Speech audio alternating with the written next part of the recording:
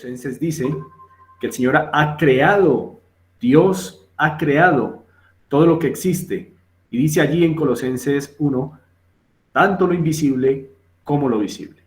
Y cuando hablamos de lo invisible, claramente por la Escritura pudimos observar que nos referimos, o la Biblia se refiere, a la creación de ángeles.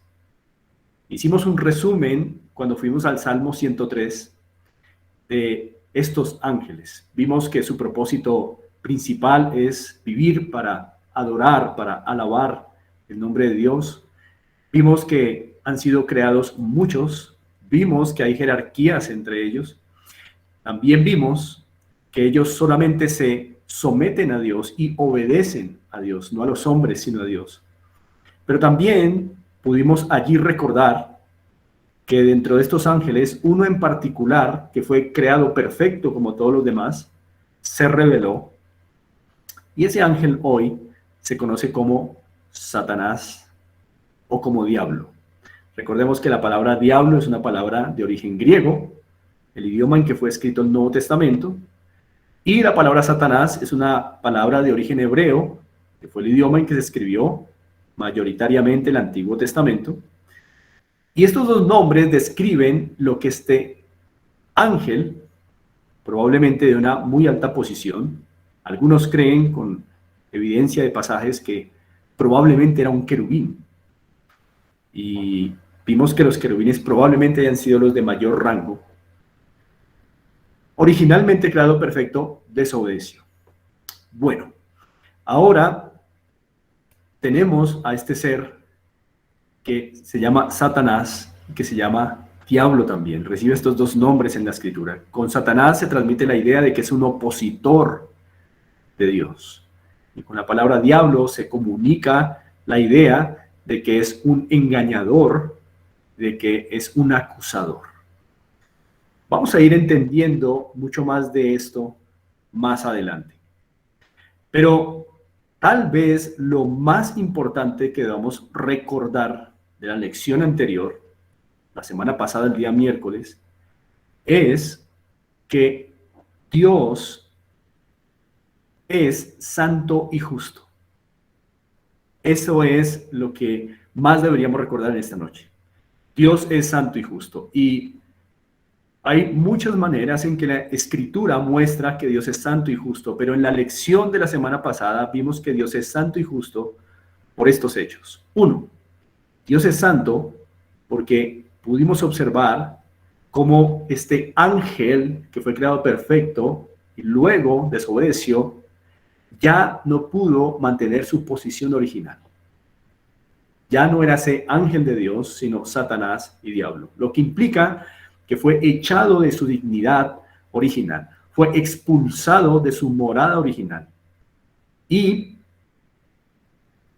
allí podemos ver cómo Dios es santo, pues el concepto de santo implica apartado del pecado. Así que Dios se nos muestra desde esta primera lección como un Dios que no cohabita con el pecador, no tolera el pecado. Pero también como justo, porque también pudimos ver cómo no solo Dios apartó a Satanás, bueno, y los ángeles que lo siguieron, cómo no toleró el pecado, ni al pecador, sino también cómo castigó al pecado y al pecador, preparando un lugar que vimos en Mateo, se llama Lago de Fuego. Un lugar en donde finalmente va a estar Satanás y sus ángeles, como lo vimos en la lección anterior. Así que Dios es santo porque no admite, no tolera el pecado, pero también es justo porque castiga el pecado. Como Dios santo, no tolera el pecado ni al pecador, pero como Dios justo, también castiga al pecado y al pecador, por supuesto. Así que esto es lo que deberíamos recordar por sobre todas las cosas hoy. Ahora, una vez aclarado esto, vamos a comenzar a considerar la creación visible.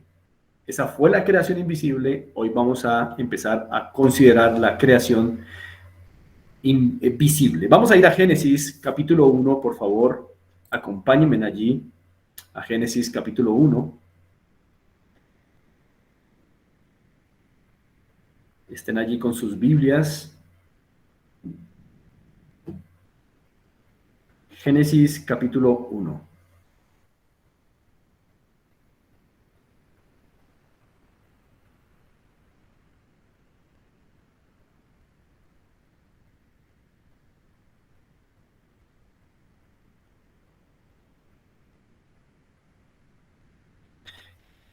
Bien, lo que vamos a hacer entonces para poder avanzar es, vamos a ir leyendo el capítulo 1 y vamos a hacer unas muy breves, pero muy breves explicaciones para poder cubrir algo del capítulo 2 y del capítulo 3.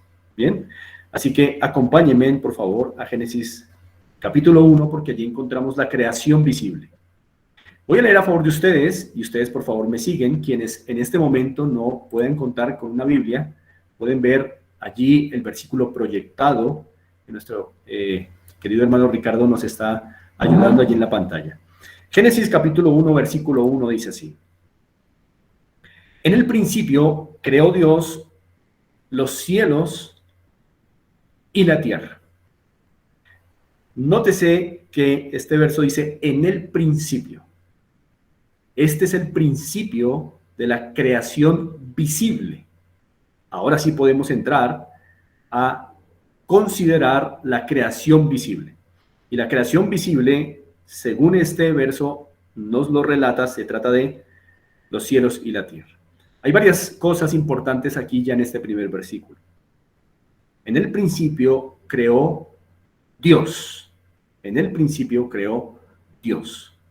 Nótese cómo Dios no solo es santo y no solo es justo, sino que también es Dios creador.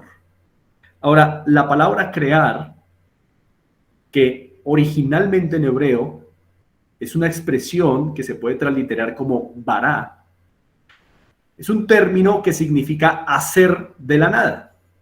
Esto es importante.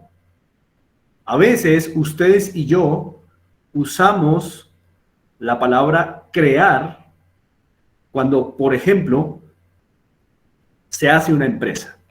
Cuando, por ejemplo, se confecciona un saco u otras cosas. Pero realmente la palabra crear, como se muestra en la Biblia, como se expresa en la Biblia, significa hacer de la nada. Así que pongamos un ejemplo. Cuando una persona dice que su creación es, por ejemplo, un vestido, realmente lo que esa persona ha hecho técnicamente no es una creación. Lo que ha hecho es transformar la materia. Porque la palabra crear significa realmente hacer de la nada. Así que el único que puede hacer algo de la nada es Dios. Ustedes y yo no podemos crear en este sentido técnico de la palabra. Ustedes y yo lo que hacemos con la materia es transformarla. Pero para transformarla partimos sobre la base de tener ya la materia. Pero Dios ha creado, según este versículo, y la palabra crear significa bara, hacer de la nada. Algo más que llama la atención aquí es la expresión Dios. Recordemos que el Antiguo Testamento fue escrito mayoritariamente en hebreo, algunas partes en arameo, pero mayormente en hebreo. Y la palabra Dios que se usa aquí en el versículo 1, en el hebreo, es una palabra plural, no singular, plural. En el hebreo es plural. Tal vez nosotros en el castellano no alcanzamos a notar cuando Dios es plural y cuando Dios es singular. Pero en el hebreo sí se nota bien. Podríamos traducir la palabra Dios en el versículo 1 como los poderosos. Los poderosos. Podríamos traducirla de esa manera, los poderosos. Pero Nos queda entonces una duda. ¿Cómo es que en el versículo 1 se usa un verbo en singular, creó, y luego se usa un sustantivo o un sujeto, mejor, en plural? Ustedes y yo sabemos que en castellano, en nuestro idioma, eso es un error, porque tenemos una regla gramatical que dice que el sujeto y el verbo deben coincidir tanto en género como en número. Es decir, si el sujeto es masculino, el verbo debe estar también en ese mismo género, masculino. Si el sujeto es singular, el verbo también debe estar en ese mismo número, en singular. Pero si hiciéramos una traducción literal del hebreo, podríamos leer algo así el verso 1. En el principio creó los poderosos, los cielos y la tierra. Bueno, gramaticalmente hablando, en nuestro idioma, esto es un error. En hebreo no, porque recordemos que la Biblia no es un registro humano, no es un registro de conocimiento humano.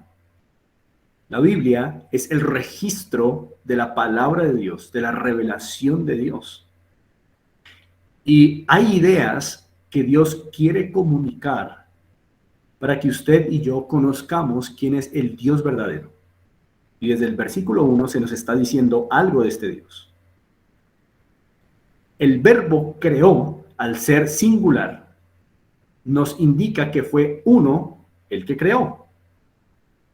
Pero al ser el sujeto plural en el hebreo, Dios, los poderosos, nos indica que este Dios único tiene una existencia que es plural. Ahora, no nos podemos detener aquí ni explicar profundamente lo inexplicable. Pero desde un principio, desde Génesis 1:1, esta palabra Dios nos está comunicando algo de su ser. Y precisamente es lo que vamos a ver en el resto de las Escrituras, que Dios es uno, aunque existe en una pluralidad, que las Escrituras muestran como Padre, Hijo y Espíritu Santo. Muy bien. Habiendo visto eso, vamos entonces a avanzar. Vamos al versículo 2. Dice así: y la tierra estaba desordenada y vacía, y las tinieblas estaban sobre la faz del abismo. Entiéndase abismo aquí como aguas. Muchas veces el Antiguo Testamento usa la palabra abismo para hablar de los mares. Así que, verso 2, leo nuevamente: y la tierra estaba desordenada y vacía, y las tinieblas estaban sobre la faz de las aguas, y el Espíritu de Dios se movía sobre la faz de las aguas. Allí está. Hay algo interesante en el verso 2, y es la mención de que la tierra estaba desordenada y vacía. No sé si usted había considerado ese hecho, desordenada y vacía. Pero generalmente, cuando hablamos de algo desordenado, no nos estamos refiriendo a algo vacío. Si tú y yo vamos a un cuarto y lo encontramos vacío, sin nada, no podemos decir que está desordenado. Más bien, si entramos a un cuarto y juzgamos que está desordenado, es porque tiene muchas cosas que no están en su lugar. Es muy llamativo que el verso 2 diga que la tierra estaba desordenada y vacía. ¿Cómo algo vacío puede estar desordenado? Bueno, otra vez es importante recordar que este es el registro de Dios. Dios quiere comunicar con sus conceptos en hebreo cosas importantes para nosotros. Desde el concepto de Dios, allí donde no hay productividad, hay desorden. Ese es el concepto. Allí donde no hay productividad, hay desorden. Es por eso que en la mentalidad hebrea, alguien que no trabaja, alguien que no es laborioso, puede ser llamado desordenado. Por eso por allá podemos ver en la Biblia en algún momento, como uno de los escritores bíblicos dice, y algunos andan desordenadamente, no trabajando en nada, porque la mentalidad hebrea, lo que se comunica aquí, es que algo que es inútil, algo que no está dando fruto, es desordenado. Por eso, la tierra vacía no está siendo productiva y por ello está desordenada. Así que todo lo que va a hacer Dios de ahora en adelante es empezar a darle productividad, ¿verdad? A poner en orden cada cosa. Y lo primero que el Señor hace, dice en el verso 3, y dijo Dios, sea la luz, y fue la luz. Y vio Dios que la luz era buena, y separó Dios la luz de las tinieblas. Y llamó Dios a la luz día, y a las tinieblas llamó noche, y fue la tarde y la mañana un día. Aquí tenemos el primer día de la creación. Creemos que estos días de la creación son días literales de 24 horas. No es este el espacio para dar una mayor explicación al respecto, pero en otros espacios podemos hablar de esto. Sin embargo, aquí ya tenemos un resumen de lo que fue el día 1 de la creación. Dios hizo la luz, no es la luz del sol, es decir, no es el sol, pero sí es la luz. Y fue la tarde y la mañana el primer día.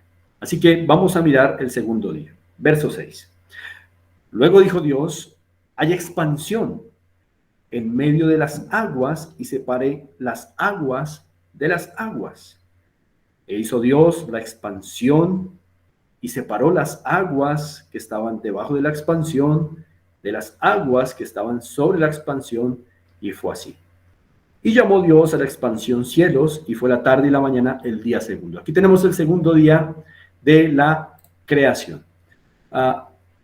Tengo aquí un globo terráqueo, y para dar una breve explicación de este segundo día, podríamos pensar en que originalmente todo esto estaba cubierto de agua. Ya lo vimos en el versículo 2. Lo que Dios hizo fue separar estas aguas y poner unas arriba y dejar otras abajo. Y todo este espacio intermedio entre las aguas que puso arriba y estas aguas que quedaron abajo, todo este espacio se llamó cielos. Por eso es que el cielo técnicamente no comienza allá donde uno ve como azul. El cielo comienza aquí. En donde vuelan las aves ya es cielo. Todo eso es espacio. Bueno, eso fue lo que ocurrió en el día 2. Vamos a seguir, vamos a continuar mirando el tercer día. Verso 9 de Génesis 1. Dijo también Dios, júntense en las aguas que están debajo de los cielos en un lugar y descúbrase lo seco. Allí está la tierra.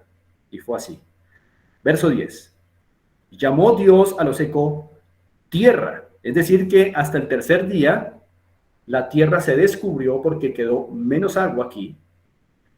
Y a esto llamó Dios tierra, a lo seco, y a las aguas llamó mares. Y vio Dios que era bueno, dice el verso 10. Verso 11. Después dijo Dios, produzca la tierra, una tierra que ahora ya dejó de estar inmersa y salió a la superficie. Produzca la tierra hierba verde, hierba que dé semilla, árbol de fruto, que dé fruto según su género. Aquí hay algo importante, género. Es la primera vez, allí en el tercer día, que se usa la palabra género. Y para no complicarnos mucho, déjeme decirle que la palabra género ya transmite una categoría especial de creación. Eso quiere decir o da a entender que en este tercer día Dios hizo el primer tipo de vida, vida vegetal. Vida vegetal. La palabra género nos describe una categoría especial de creación. Es la misma palabra que se usa para gen o genética, género. Así que el tercer día es el día en el que Dios crea el primer tipo de vida. Un tipo de vida que tiene dos características. Un tipo de vida inconsciente e irracional. Inconsciente porque la vida vegetal no es consciente de su propia vida, e irracional porque el Señor no dotó a este tipo de vida de capacidades y habilidades mentales, pero ciertamente es un tipo de vida. Así que dice el verso 12, produjo pues la tierra hierba verde, hierba que da semilla, según su naturaleza, y árbol que da fruto cuya semilla está en él, según su género. Y vio Dios que era bueno. Y fue la tarde y la mañana el tercer día. Entonces ya tenemos aquí el tercer día, tenemos la luz, todavía no del sol, pero sí ya está la luz, ya hay tierra descubierta, hay mares y ya hay vida vegetal. Vamos a mirar el día cuarto, versículo 14. Dijo luego Dios, haya lumbreras en la expansión de los cielos para separar el día de la noche y sirvan de señales para las estaciones, para días y años. Es decir, que el cuarto día es el día en que Dios va a crear las constelaciones, las estrellas, los astros y, por cierto, el sol, la lumbrera mayor, y la luna, lumbrera menor. Por eso dice el verso 15, y sean por lumbreras en la expansión de los cielos para alumbrar sobre la tierra, y fue así. E hizo Dios las dos grandes lumbreras, la lumbrera mayor para que señorease en el día y la lumbrera menor para que señorease en la noche.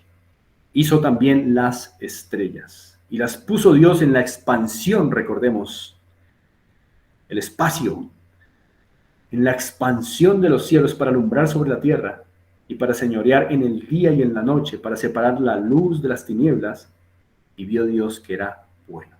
¿Notan ustedes cómo cada día Dios va viendo que lo que va creando es bueno? Dice el verso 19, y fue la tarde y la mañana el día cuarto. Ahora vamos a pasar al día quinto. Así que en el día cuarto ya tenemos las constelaciones, tenemos las estrellas, tenemos el sol, la luna, particularmente para efectos de la tierra, y ahora vamos a ver el día quinto. Verso 20. Dijo Dios, produzcan las aguas seres vivientes. Ahora tenemos otro tipo de vida en el día quinto. Ya vimos que en el día tercero el Señor hizo un primer tipo de vida que podríamos llamar la vida vegetal, con dos características, la vida inconsciente y una vida irracional. Pero ahora, en el día quinto, tenemos otro tipo de vida, seres vivientes, dice el verso 20, aves que vuelen sobre la tierra, en la abierta expansión o espacio de los cielos. Y creó Dios los grandes monstruos marinos y todo ser viviente que se mueve, que las aguas produjeron, según su género. Noten otra vez la palabra género, una palabra aquí muy particular para la vida. Toda ave alada según su especie, y vio Dios que era bueno. Otra vez, Dios, todo lo que hace es bueno porque Él es bueno. Y Dios los bendijo, ¿a quiénes? A los animales que salieron del agua. Es decir, no los terrestres, sino los acuáticos y los aéreos. Dios los bendijo, dice el verso 22, diciendo, fructificad y multiplicaos y llenad las aguas en los mares, multiplíquense en las aves en la tierra. Este dato es muy importante porque Dios le habla a los animales, no a las plantas, pero sí a los animales. Lo que nos indica que este segundo tipo de vida, llamado vida animal, es diferente al primer tipo de vida, que es vegetal. ¿En qué? En que el primer tipo de vida es inconsciente, es racional, pero el segundo tipo de vida sí es consciente. Es un tipo de vida que es consciente. Sabe que tiene vida, que debe fructificar, que debe multiplicarse. Es consciente de las crías.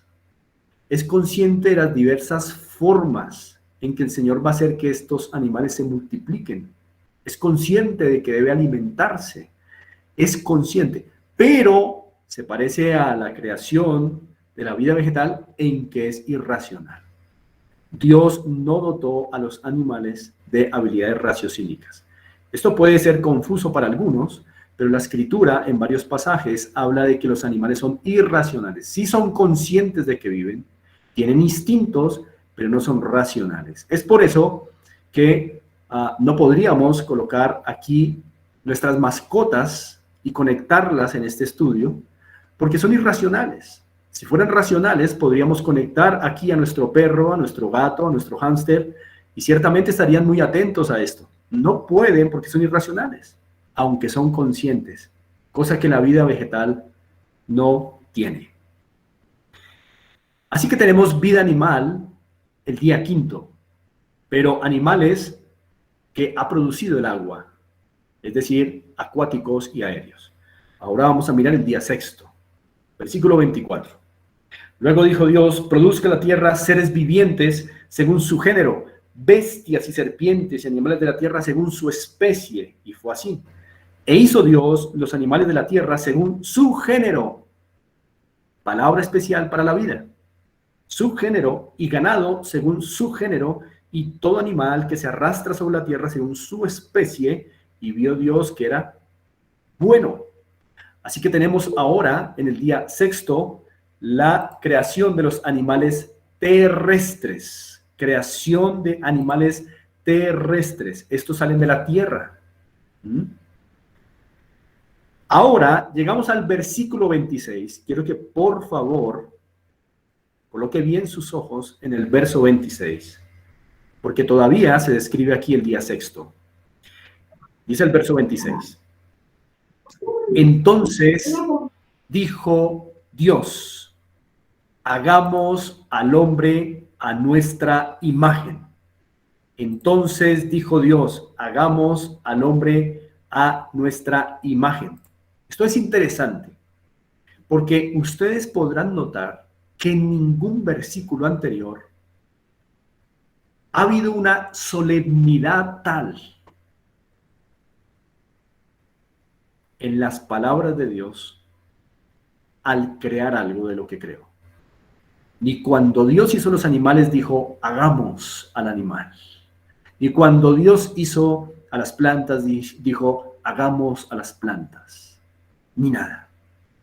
Pero cuando va a crear al hombre hay una introducción solemne, especial, y esto nos comunica algo a ustedes y a mí. De todas las criaturas, el hombre es particularmente especial. Hay una razón para ello.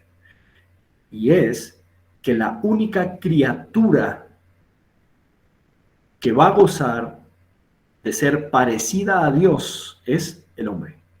Por eso en el verso 26 dice, entonces dijo Dios, hagamos al hombre a nuestra imagen conforme a nuestra semejanza. Si pudiéramos leer esto de otra manera, más coloquial, más sencilla, podríamos decir o traducir como, entonces dijo Dios, hagamos al hombre parecido a nosotros. Hagamos es un verbo en plural. Hagamos. Y esto nos sugiere, entonces, la pluralidad que vimos en el versículo 1. ¿Recuerdan? Padre, Hijo y Espíritu Santo. Por favor, no vaya usted a pensar que ese hagamos es Dios hablando con los ángeles. Los ángeles no pueden crear, son criaturas. Pero es Dios, el Dios único, Padre, Hijo y Espíritu Santo, en conversación para crear al hombre. Hagamos al hombre a nuestra imagen y semejanza. Hagámoslo parecido, dice Dios a nosotros. Así que allí está Dios, Padre, Hijo y Espíritu Santo, en conversación para hacer al hombre. Sigue diciendo el verso 26. Hagamos al hombre a nuestra imagen, conforme a nuestra semejanza, y señoree. Noten que hay una función de gobierno especial para el hombre que no le dio Dios a los animales terrestres, ni a los monstruos marinos, ni a las aves, ni a las plantas. No, al hombre le dio la función de gobernar. Y vamos entendiendo entonces por qué era necesario que el ser humano fuera, como criatura de Dios, hecha de manera especial, es decir, parecida a Dios. Porque se le encargaría la administración de toda la creación que pertenece a Dios. Es decir, que Dios hizo un administrador especial de toda su creación y es el hombre. Pero para que éste pudiera señorear, gobernar, administrar, tenía que tener facultades como las de Dios. No era suficiente que fuera como el león, como la jirafa, como la ballena. No, tenía que tener características especiales, habilidades especiales. Tenía que ser dotado de manera especial. Por eso, solo el hombre fue hecho parecido a Dios. Sigue diciendo el verso 26. Señoré en los peces del mar, en las aves de los cielos, en las bestias, en toda la tierra y en todo animal que se arrastra sobre la tierra. Verso 31.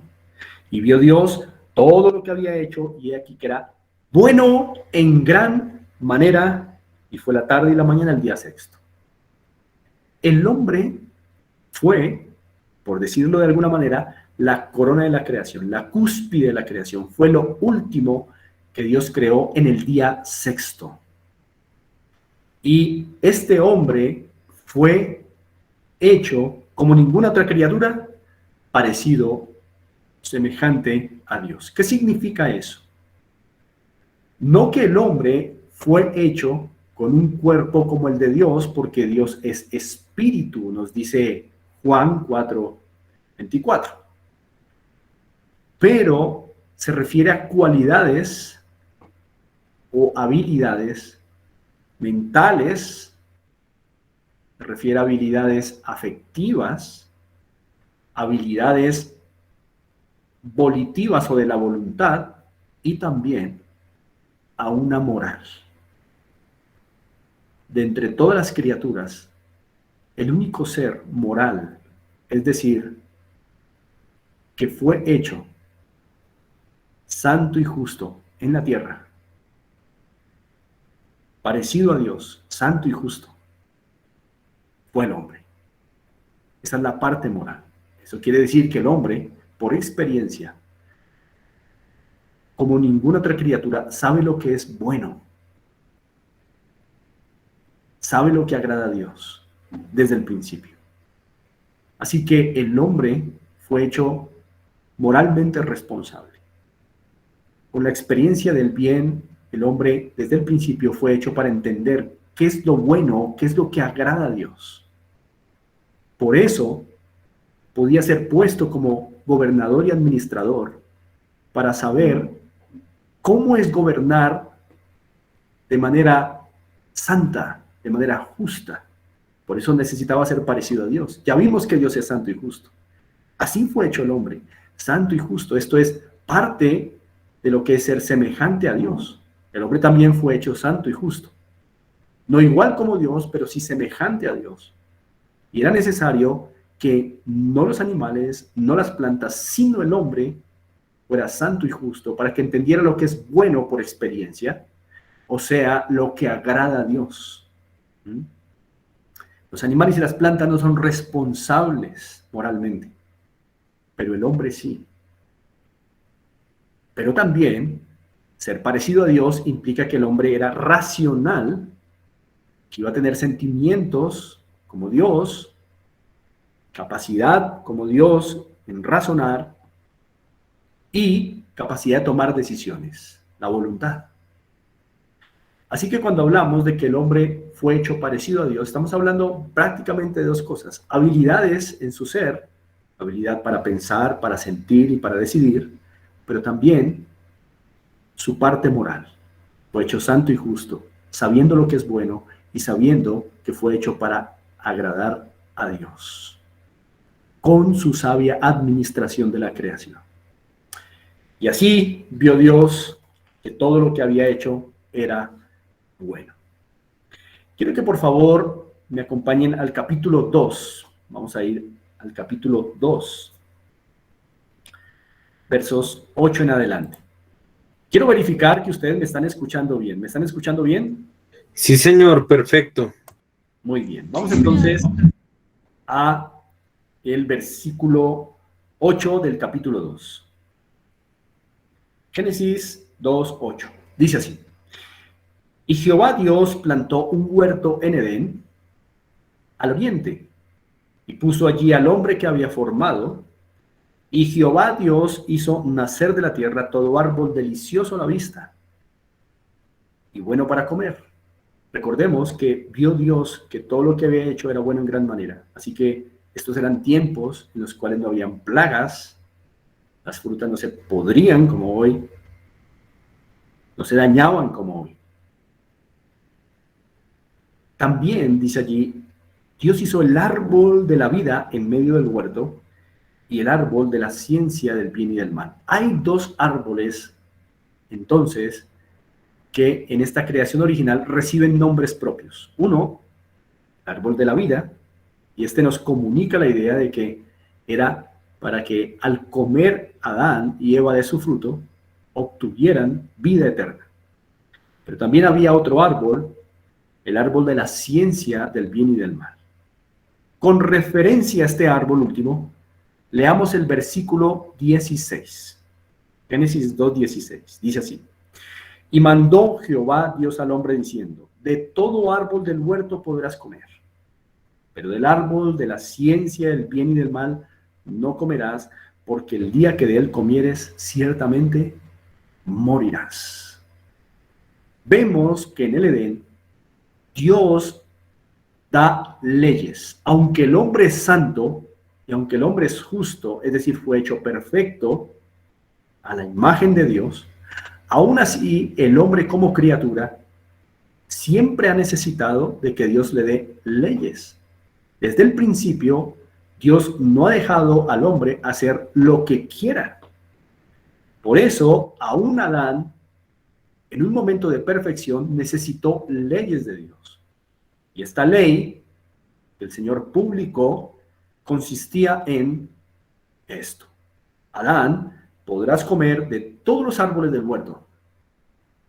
Imaginémonos cuántos serían y qué tan preciosos y sabrosos serían esos frutos. Pero el Señor le prohibió de uno: el fruto del árbol llamado de la ciencia del bien y del mal. Y aquí entonces podemos ver cómo el hombre sí es responsable moralmente, porque por experiencia iba a saber qué es lo que es bueno al obedecer a Dios en esta ley que el Señor dio. No podía comer de ese árbol. Pero también hay algo que analizar aquí.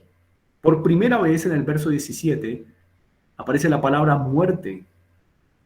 Recordemos que es un tiempo en el que todo es perfecto, pero aparece la palabra muerte. Se le advierte a Adán y a Eva: ciertamente morirás. Aunque aquí se hace la advertencia solamente a Adán. Eva todavía no existe acá. Existirá muy pronto, pero ahora le da Dios la orden a Adán. Le dice: ciertamente morirás si me desobedeces. Por primera vez, en medio de todo este ambiente de perfección, en todo este ambiente de creación buena en gran manera, Dios hace una advertencia fuerte: si pecas, mueres. Si desobedeces mi ley, morirás. De allí que desde este momento el Señor establece que la consecuencia del pecado es la muerte. Quisiera explicar un poco sobre este concepto de muerte, para lo cual voy a pedir a mi hermano Richie que nos ayude con la diapositiva sobre la muerte. Ahí está: morirás. ¿Qué significa la palabra muerte o morirás? Para poder detectar, para poder entender lo que significa la palabra muerte, hay que mirar todo el registro bíblico, y el significado sencillo y esencial de la palabra muerte es separación. Separación. Por ejemplo, cuando tristemente una pareja dice hubo muerte en la relación, lo que está comunicando es que hubo una separación. La palabra muerte en la Biblia comunica la idea de separación. Es como cuando tú has tomado una ramita de un árbol o de una planta, o cuando arrancas una flor, y allí ese acto de separar es realmente muerte. Allí hay una ilustración en la presentación. Cuando tú y yo separamos una ramita de su tronco, el tronco sigue con vida, pero la rama, aunque parezca que tiene vida, realmente ya no la tiene, porque ya la rica savia que corre al interior para dar vida, ya no fluye en esa rama separada. Y esto es interesante porque la palabra muerte, entonces, está ilustrada con la separación de una planta, por ejemplo, de una rama de su tronco. Entonces, por eso cuando tú y yo, por ejemplo, arrancamos una flor hermosa, aunque la flor, después de arrancada, todavía parece hermosa, ya ha muerto, porque ya no está conectada a la vida. Eso es lo que Dios dijo que sería la consecuencia para el hombre si transgredía esta ley, que sería separado de la vida. ¿Y cuál es la vida? Dios es la vida, porque Él es el que da la vida. Recordemos que quien dio la vida a Adán y a Eva es Dios. Y es así entonces como Dios advierte a su criatura, al hombre, que el día que transgredan su ley, ellos serán separados de la vida, es decir, de Dios. Ahora, en la Biblia, la palabra muerte habla de separación, por lo menos en 3 momentos. Esto es importante que se lo recuerde. El primer momento en que la Biblia enseña la muerte es el momento espiritual. La Biblia enseña que la muerte se puede dar a un nivel espiritual. Cuando hablamos de muerte espiritual, estamos hablando de que Dios separa al hombre de él. Dios es la fuente de la vida y Dios separa al hombre de él. Cuando el hombre queda separado de Dios, entonces éste ya no goza del favor de la vida, ya no goza de las bendiciones de la vida.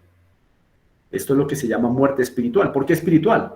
Porque no es una muerte que se refleje externamente. El cuerpo sigue, el ser sigue vivo, pero por dentro espiritualmente el hombre es separado de Dios. Recordemos que eso está implicado, eso está aquí contenido en la expresión morirás. Pero la segunda muerte que la Biblia nos enseña es la muerte física. La muerte física es consecuencia de la espiritual. Si no hubiese muerte espiritual, si Dios no separara al hombre por su pecado de él, pues nunca vendría la muerte física. Pero la muerte física siempre es consecuencia de la espiritual. Y cuando hablamos de muerte física, estamos hablando de separación entre el cuerpo y el alma. El cuerpo sin el alma se pudre en la tierra. Y el alma sigue viva porque el alma no puede morir. De ahí que el tercer tipo de muerte que la Biblia enseña es la muerte eterna, que es el alma del hombre separada eternamente de Dios en un lugar de tormento. Ya vimos que hay un lugar de tormento llamado el lago de fuego preparado para Satanás y sus ángeles. Bueno, la Biblia describe también que todos aquellos que siguen en su desobediencia a Satanás, sus almas serán separadas eternamente también de Dios. Allí están entonces en la presentación los 3 tipos de muerte que están implicados en la palabra morirás. Cuando Dios sentenció a Adán de que si pecaba moría, allí está. Implica muerte espiritual y como consecuencia muerte física y eterna. Todo eso es lo que comprende la expresión muerte. Bueno, muy bien. Ahora quiero que por favor me acompañen a el capítulo 3. Vamos a Génesis capítulo 3. Ya tenemos entonces aquí una creación perfecta, una creación hermosa. El hombre y la mujer fueron hechos semejantes a Dios. El hombre fue hecho semejante a Dios para ser el administrador de Dios y para reflejar a Dios. Eso es importante, recordémoslo. ¿Reflejarlo en qué? En su santidad, en su justicia, pero también en sus habilidades mentales, afectivas, de la voluntad, para poder gobernar, administrar las propiedades de Dios, es decir, la creación en la tierra. Todo ha sido bueno. Sin embargo, ¿con qué palabra comienza el capítulo 3 de Génesis? Con un pero, con un pero. Y para eso habrá que leer el verso 25 del capítulo 2, el versículo anterior. Versículo 25 dice, y estaban ambos desnudos, es decir, Adán y su mujer, y no se avergonzaban. ¿Por qué no se avergonzaban? Porque eran santos y justos. Moralmente estaban experimentando lo que agrada a Dios, el bien, la obediencia. Sin embargo, en el capítulo 3, el verso 1, la palabra pero indica que va a haber un cambio en esa perfección del ser humano. Leamos. Verso 1. Pero la serpiente era astuta más que todos los animales del campo que Jehová Dios había hecho, la cual dijo a la mujer, ¿con que Dios os ha dicho, no comáis de todo árbol del huerto? Ahora, recordemos algo sobre la creación. Primer tipo de vida que Dios hizo, vida vegetal. Segundo tipo de vida que Dios hizo, vida animal. Tercer tipo de vida que Dios hizo, vida humana. Esos tres tipos de vida se distinguen.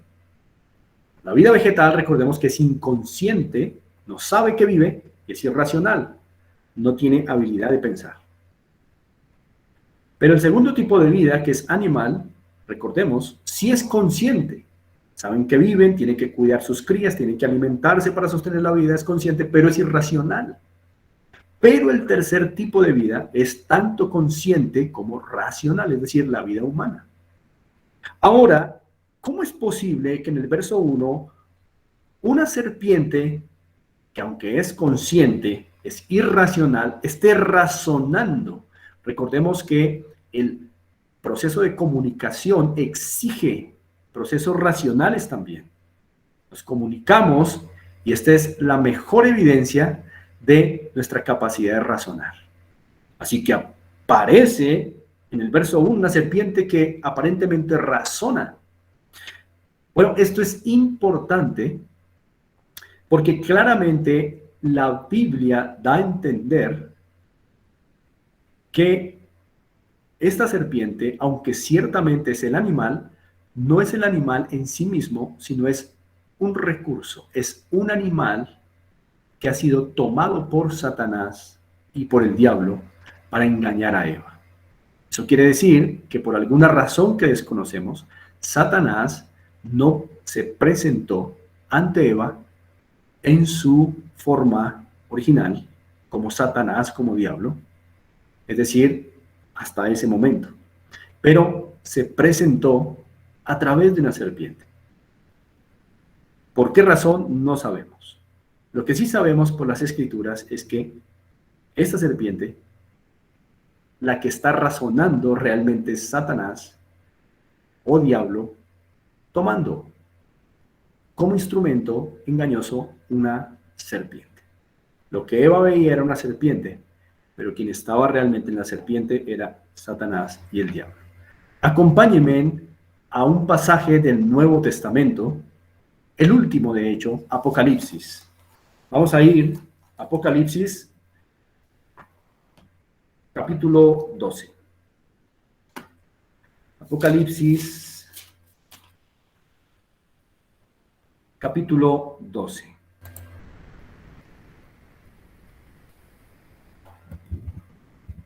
Me avisan, por favor, si están allí. Listo, pastor. Perfecto. En Apocalipsis 12, es el último libro del Nuevo Testamento y de la Biblia entera, versículo 9, hay una mención importante, dice así, y fue lanzado fuera el gran dragón, la serpiente antigua, que se llama Diablo y Satanás. No vamos a explicar este pasaje, solamente tengo la intención de recordarles que la Biblia identifica con la serpiente antigua, es decir, la del Edén, a el diablo y a Satanás, porque realmente quien estaba allí tentando a Eva era Satanás. Volvemos a Génesis 3. Entonces, Génesis 3. Así que, sabiendo que era Satanás, noten la pregunta la pregunta que Satanás le hace a la mujer. ¿Con que Dios os ha dicho, no comáis de todo árbol del huerto? Esta pregunta ya refleja quién es el diablo.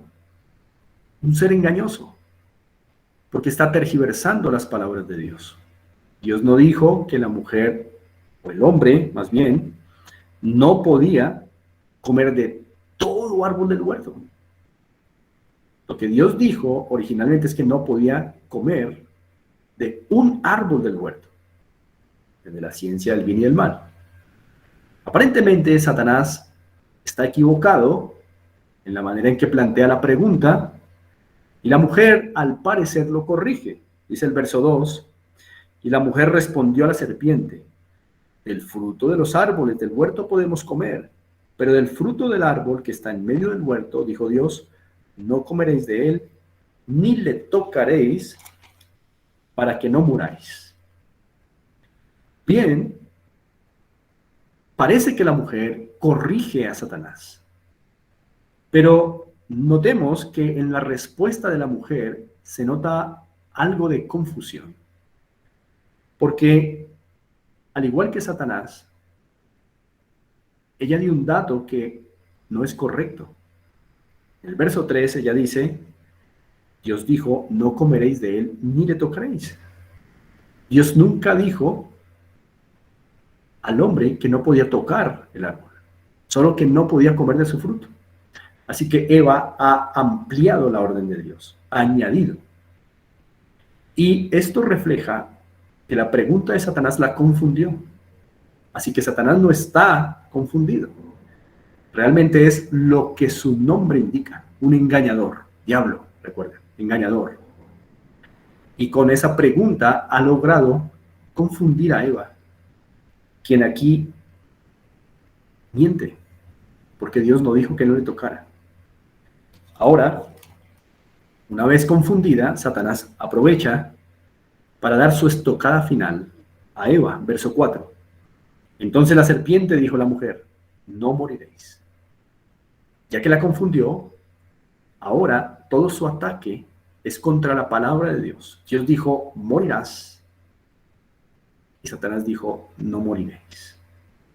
En el verso 5, sigue diciendo Satanás, sino que sabe Dios que el día que comáis de él, serán abiertos vuestros ojos y seréis como Dios sabiendo el bien y el mal. Satanás está tentando a Eva a ser su propio Dios y apartarse del Dios único y verdadero. Por eso en el verso 6, ante tal tentación, dice, y vio la mujer que el árbol era bueno para comer. Lo que Dios dijo que era malo, ahora para la mujer es bueno, y que era agradable a los ojos, y árbol codiciable para alcanzar la sabiduría. Y tomó de su fruto y comió, y dio también a su marido, el cual comió así como ella. Ahora vemos que Adán accede a comer, y Dios había dicho, si come, muere, morirás. Ahora, en el verso 7, esperaríamos que Adán y Eva cayeran muertos inmediatamente, ¿no? Esperaríamos que ahí sus vidas físicas terminaran. Pero miren lo que dice el verso 7. Entonces fueron abiertos los ojos de ambos y conocieron que estaban desnudos. Entonces cosieron hojas de higuera y se hicieron ropa, se hicieron vestiduras, se hicieron delantales. Verso 8. Y oyeron la voz de Jehová Dios que se paseaba en el huerto al aire del día, y el hombre y su mujer se escondieron de la presencia de Jehová Dios entre los árboles del huerto. ¿Notan ustedes cómo unos terribles cambios se introducen en la creación por el hombre. Primero, entienden que están desnudos. Eso les da una evidencia de que algo cambió en su interior. ¿Se acuerdan? Muerte espiritual. No fallecieron físicamente aún, pero espiritualmente empezaron los cambios evidentes.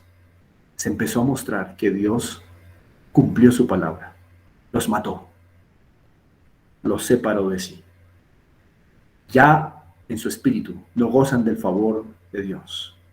No gozan de la vida de Dios. Yo les decía a ustedes hace unos minutos que pensaran en como cuando uno arranca una flor, una rosa. Aparentemente, cuando la flor se arranca, allí está, completa, hermosa, pero en su interior está muerta, porque ya no está a su tronco. Por eso es cuestión de días que se marchitará. El hombre, desde el momento en que comió, Adán murió. No externamente, pero sí internamente. Y sería cuestión de días que externamente también se marchitaría hasta volver al polvo de la tierra. La muerte física es consecuencia de la muerte espiritual. Pero la muerte espiritual es Dios separando al hombre de él mismo por el pecado. Y este pecado ahora es evidente. Conocieron que estaban desnudos, se hicieron ropa, no tenían necesidad de eso antes, ahora entienden que hay algo mal, que hay algo pecaminoso, que hay algo vergonzoso, conceptos que no existían antes. Y el hombre no es santo y justo, pero es responsable porque fue hecho santo y justo para experimentar el bien que agrada a Dios. Ahora no están agradando a Dios, es responsable. Ahora se esconden de la presencia de Jehová. Nunca había pasado esto. Ahora huyen de la presencia de Dios, como se nos escribe ahí. Algo que llama mucho la atención, y con esto termino hoy, es que en el verso 7, por primera vez ellos hacen algo sin consultar a Dios. Y es tratar de solucionar su vergüenza y su pecado a su manera. Dice el verso 7, que juntos corrieron a coser hojas de higuera y taparse. Como consecuencia del pecado y como evidencia de separación de Dios, separación espiritual o muerte espiritual, se nos deja claro desde este versículo que el hombre desde entonces, por sus propios medios, tratará de solucionar su pecado a su manera. Desde el inicio de la humanidad, más concretamente, desde el inicio de la humanidad caída en el pecado, el hombre intentará solucionar el problema del pecado a su manera. No consultan a Dios si la solución al pecado era hacerse ropa de hojas. ¿Cuánto podría durar un vestido de hojas? Ya vimos, las hojas separadas de su tronco están muertas. Se marchitarán rápido. Eran vestiduras de muerte. No solucionaban nada que ellos se hicieran vestiduras para cubrir su vergüenza delante de Dios.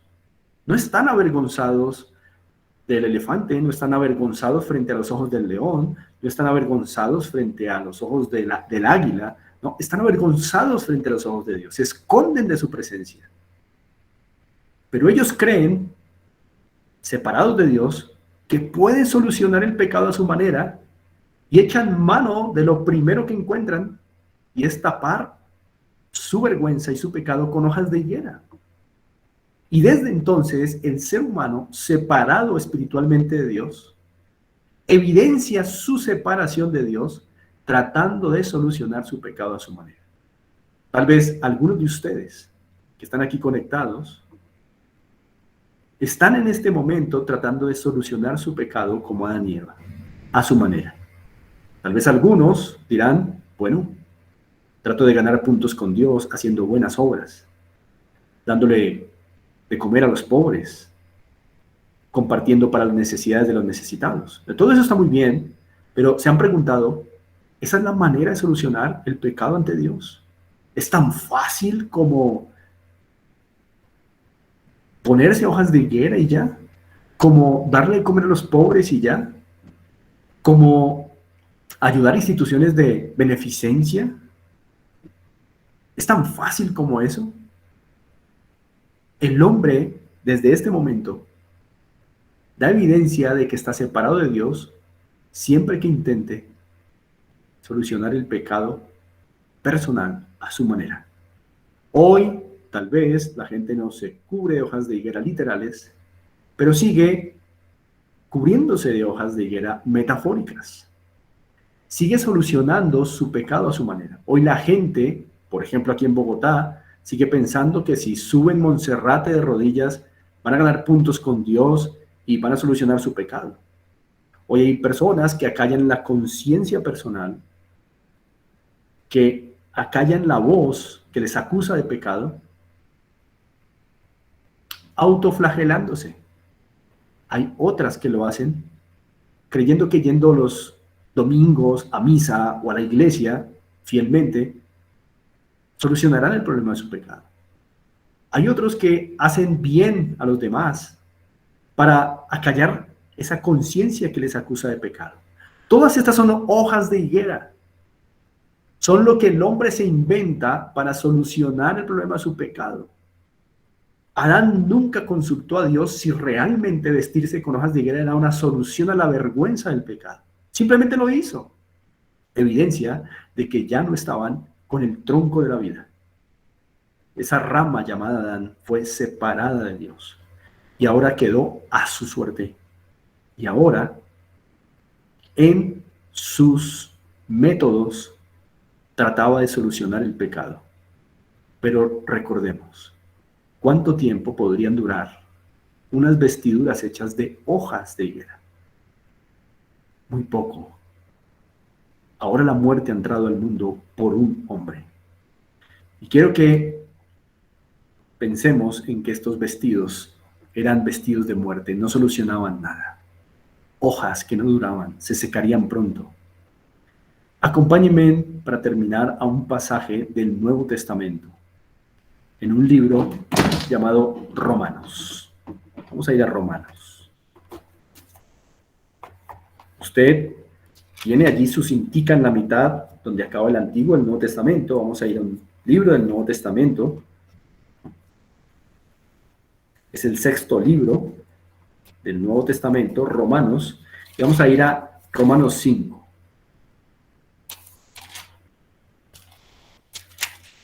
Romanos 5.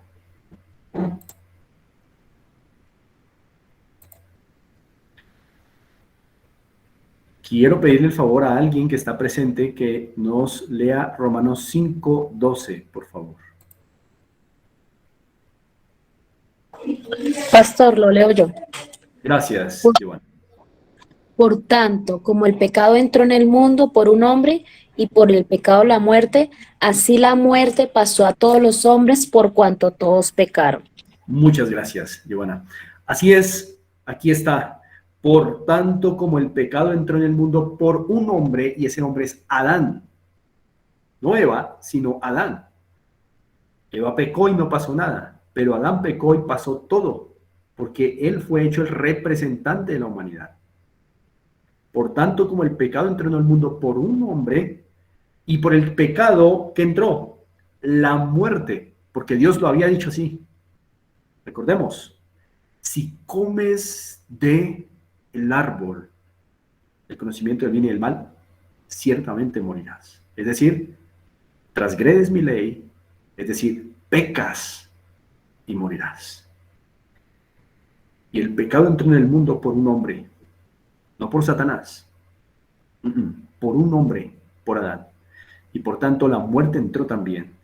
Pero ahora la muerte va a pasar a todos los hombres, es decir, a toda la descendencia de Adán, incluidos usted y yo, porque todos naceríamos de ahora en adelante en la condición de Adán, separados espiritualmente de Dios. Y ahora hay un problema terrible para Adán y para toda su descendencia, incluidos nosotros, que somos descendientes de Adán.